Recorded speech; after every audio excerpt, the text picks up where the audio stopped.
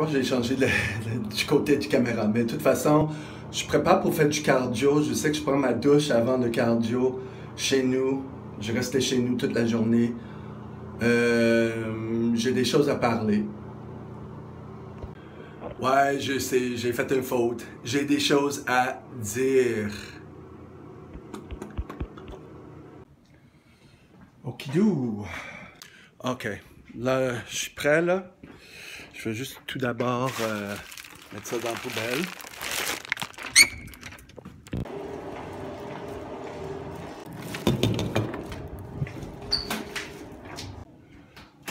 Ok, bon.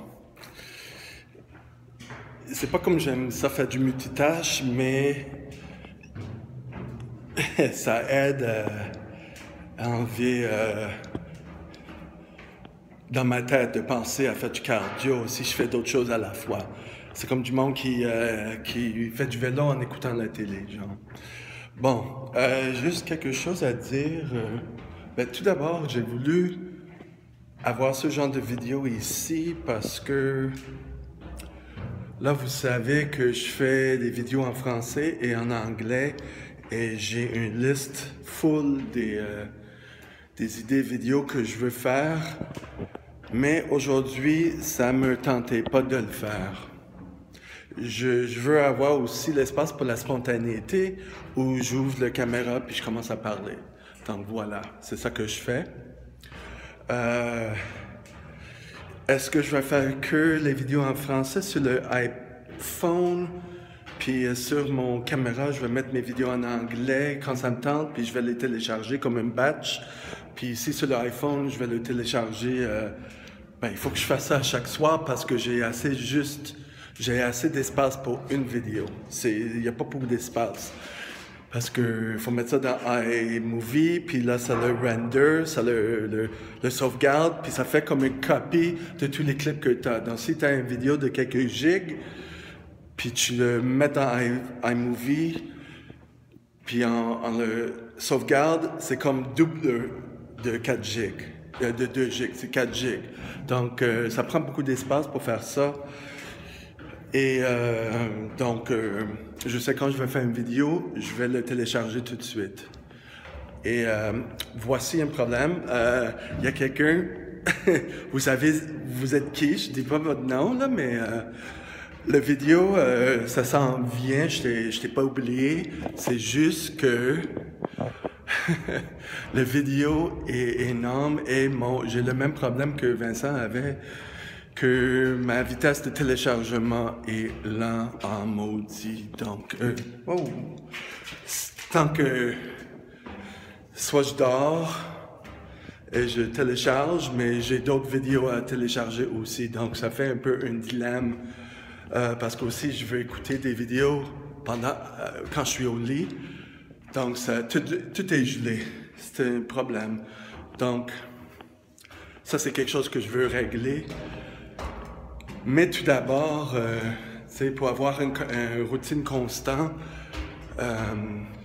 en téléchargeant des vidéos en français et en anglais, et pour ma chaîne de fitness aussi, que je commence à faire des vidéos, c'est ça. La prochaine chose que je veux conquérir, c'est l'achat d'un trépied ou quelque chose pour tenir cet iPhone, pour que je fasse des meilleures choses au gym. Parce que pour l'instant, au gym, ce que je fais, c'est je prends un banc. Si la hauteur n'est pas assez haute, je prends un haltère. Un haltère avec des poids dessus, ils sont déjà faits, fixes. Et il y a une surface plate. Et je mets ma bouteille, qui est une bouteille métal, et j'appuie le téléphone là-dessus. C'est comme tout le monde en voit. Tu sais, ça m'a pris quelques années pour ne pas avoir honte de filmer des choses, même s'il y a du monde autour, ça me dérange pas. OK. Là, le cardio, ça fait quelques semaines que j'en ai pas fait. Et j'ai voulu faire un petit peu au gym, mais ça arrive que je fais tellement trop au gym. Donc c'est toujours un problème d'avoir une bonne dose du gym, cardio, repos. Le repos, c'est essentiel. C'est pour ça que je ne suis pas allé au gym. Je me suis levé trop tard parce que mon corps était fatigué. Donc ça, pour moi, ça me dit que, OK, je vais rester chez nous. Mais j'en ai fait des choses parce que je suis ce que je fais sur mon cahier de bord. Mais cette semaine était une semaine très difficile psychologiquement. Donc, j'ai fait la liste des choses que je dois faire. Je l'ai gardé petit. Mais quand même, je suis content qu'au moins je fais du cardio. Qu'est-ce que j'avais autre à dire? Ah! Puis, tranquillement, pas vite, je vais commencer à parler plus de moi. C'est ça que je fais sur les vidéos en anglais. J'ose pas mal. Et tranquillement, ça va aller au niveau français aussi. C'est juste que... Bon, bref. Je sais qu'au niveau français, il y a du monde qui attend les vidéos. Ce qui est nouveau pour moi. Les vidéos que je faisais, j'ai connu une personne et pendant un couple d'années.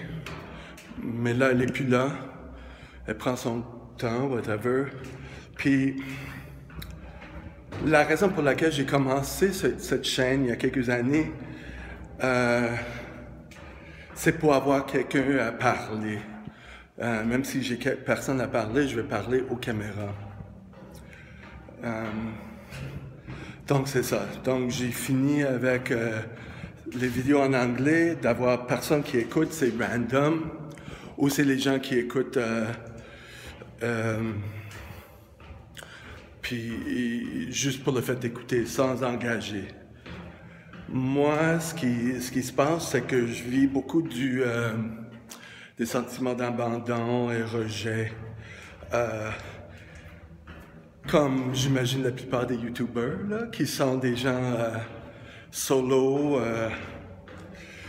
Et c'est une façon de s'exprimer. Ou je veux dire les gens qui font des vidéos comme ça. Même s'il y en a qui font l'apparence d'avoir their best life, tout ça là, la vie n'est pas toujours leur best life à tous les jours ou au quotidien. Donc, cette chaîne-là était supposée pour montrer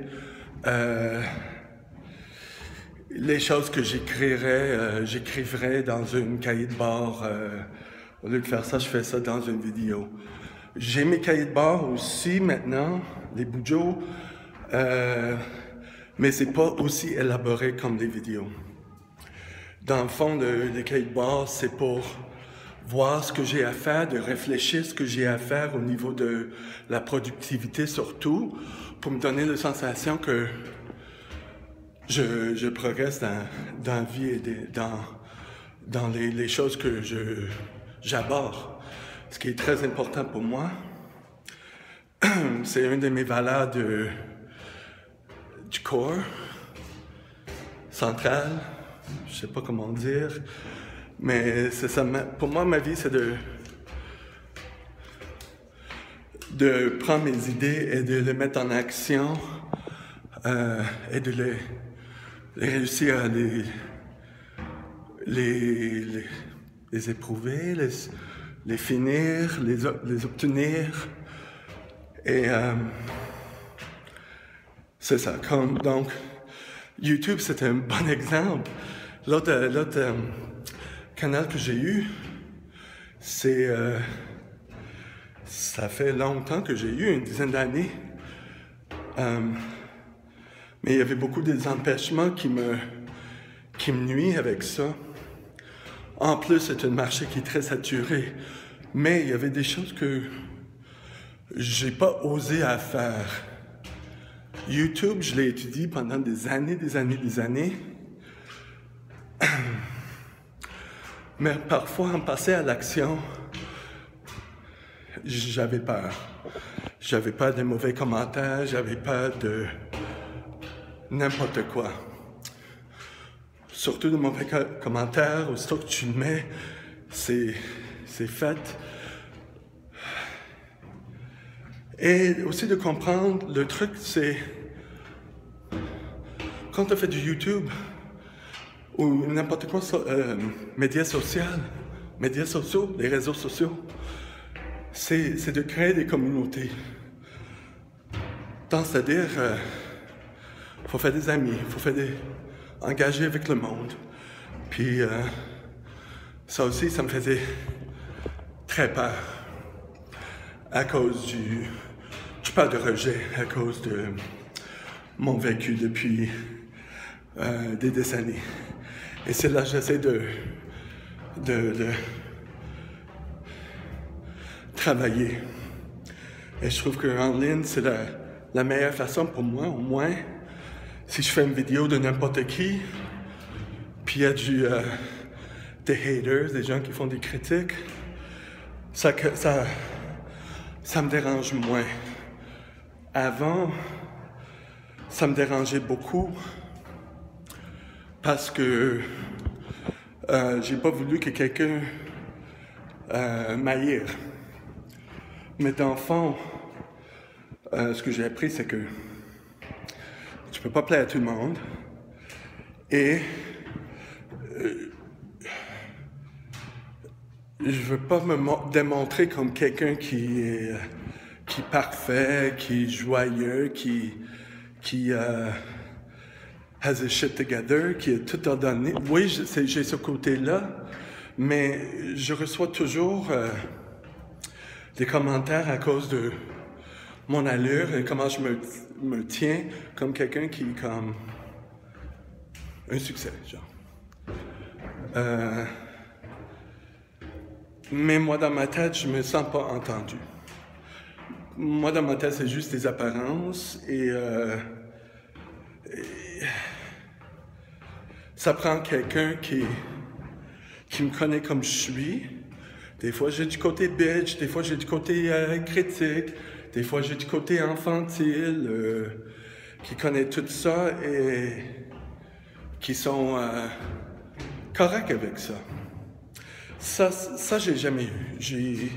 Moi, c'était plutôt du rejet et de l'abandon jusqu'à ici maintenant. Sauf maintenant, je sais c'est quoi, je sais que ça vient de moi et je sais que ça vient aussi le choix des gens que je laisse dans ma vie.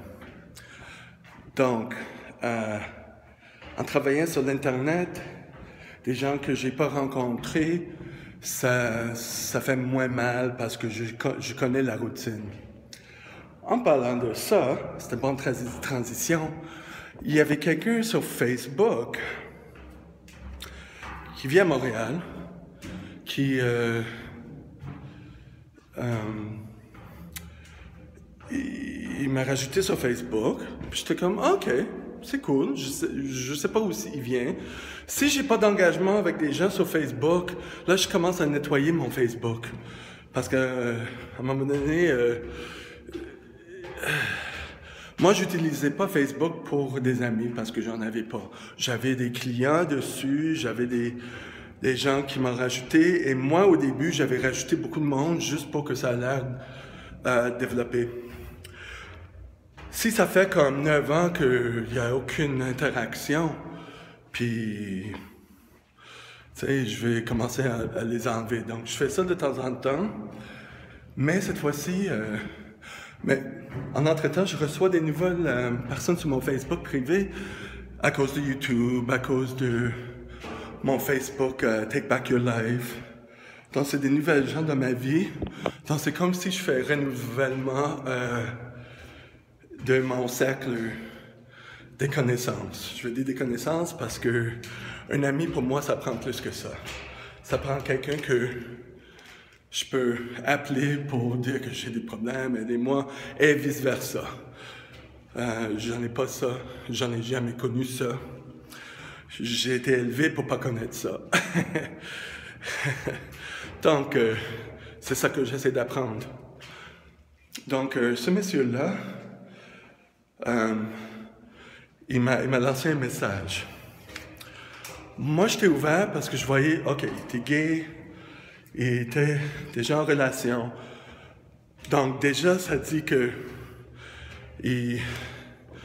c'est pas pour des relations sexuelles, c'est pas pour rien, parce qu'il est déjà en relation, il le démontre très ouvertement sur ses photos. Et là, il dit, ça va? Je dis, oui, ça va. Là, il dit, t'as l'air de t'entraîner beaucoup. Je dis, un petit peu. Puis là, il dit, j'en essaie, mais je suis pas aussi consistant. On se comprend, il était grasselette. J'ai pas de problème avec ça parce que je suis attiré des thick boys, tu sais. J'aime ça, les bears. Mais, quand j'ai répondu à ça, tu sais, c'était la première interaction qu'on a eue. Moi, j'ai dit, c'est correct. Puis j'ai envoyé 2 emojis du bras musclé pour dire lâche pas là. Lui a envoyé un zucchini. Tu peux deviner la colère que j'avais. Ça, c'est un de mes déclencheurs. Quelqu'un qui se prend pour... Il me connaît pas, mais je suis un de ses fantasmes, je peux devenir. Puis il a osé ça tout de suite. Puis en plus, il démontre qu'il est en relation avec quelqu'un qui est sous standard, et plus à son standard à lui. Je peux pas dire ça aussi honnête que ça. C'est comme, tu oses pas avec quelqu'un comme ça si tu veux en relation. Donc, c'est-à-dire, dans ma tête, il me traitait du cul. J'étais en tabarnak. Et c'est souvent des choses comme ça qui m'enragent. Donc, j'ai pris mon caméra, j'ai fait une vidéo en anglais qui était assez un-PC, jusqu'au moment que je parlais de le racisme sexuel. C'est quoi le racisme sexuel? On se comprend, il y a des Blancs qui ont des fétiches pour des Noirs, même s'ils ne les connaissent pas, c'est juste la couleur de la peau. Il ne peut pas distinguer quelqu'un qui est beau et une bonne personne entre les autres. Il y a la même chose pour les Noirs. Vu qu'il y en a moins en moins Noirs ouverts, gays, ouvertement gays, ici à Montréal. Et souvent, il y a beaucoup qui ont un fétiche pour les Blancs. Et c'est tant mieux, parce que même si c'est très diversifié, dans le secteur gay, c'est que les Blancs, tu sais. Même s'il y en a de plus en plus d'autres, des Noirs et des Asiatiques, et même des Indiens, c'est merveilleux, mais la proportion est très petite. Donc, si un Noir a un fétiche pour un Blanc, il est attiré des Blancs, c'est tout à lui, là. Sauf, je pense pas comme ça, là. Moi, dans ma tête, dans ma tête, déjà, j'avais le préjugé qu'il était ordinaire. Et peut-être on peut devenir des amis parce que tu m'as approché assez bien. Sauf qu'il a sorti le zucchini. Mais il y a déjà les relations où il embrasse avec un homme, mais en fait, plusieurs photos avec des hommes différents. Donc, c'est-à-dire, dans ma tête, je voyais qu'il ne me voit pas différemment que les autres. Il me voit comme un objet avec la peau pâle. Racisme sexuel. Donc, je me suis retenu et finalement, je l'ai enlevé et je l'ai bloqué pour arrêter de parler. J'ai pas répondu à son zucchini, puis quelques minutes après, il a mis un emoji avec le clin d'œil. Donc, je peux soupçonner que dans sa tête, il trouvait ça cute, il flirtait avec moi pour dire que je suis beau, je suis excitant. Non, t'es une grosse laide, puis c'est insultant. Je m'excuse, là, fais pas ça, la grosse vache. Tu vois la colère qui sort. C'est vraiment uncensored ici, là. Donc, c'est ça. C'est à travailler pourquoi quelque chose aussi innocent peut me rendre fâché au bout. Ben, premièrement, j'étais molesté. Deuxièmement, j'étais abusé pour la plupart de ma vie, jusqu'au moment que je me suis rendu bâti et j'étais violent moi-même. J'ai appris ça. J'ai appris que je peux inviter des gens qui me traitent comme un cul. Ben, c'est ça que j'essaie de travailler et c'est pas évident parce que de l'autre côté, je veux avoir quelqu'un de beau ou au moins qui est confiant, qui a plein de confiance. Puis sur l'Internet, on se comprend que il n'y en a pas assez. Il n'y en a pas assez des gens avec des bonnes estimes de soi sur l'Internet activement. Donc, voilà.